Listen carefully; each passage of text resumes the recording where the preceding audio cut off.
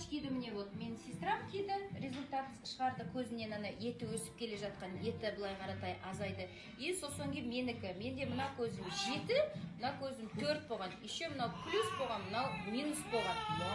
Да, они астигматизм у меня было. Ну, так как мне врачи сказали, что у вас диагноз, и вот с этим диагнозом ничего не сделать, она и будет вот так идти.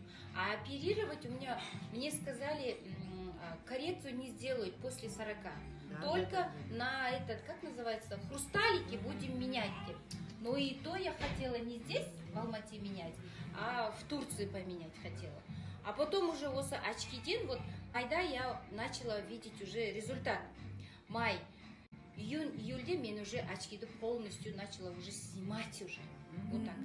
До этого носила. Сейчас какой у вас этот мына жерде сейчас 1,75. Вау!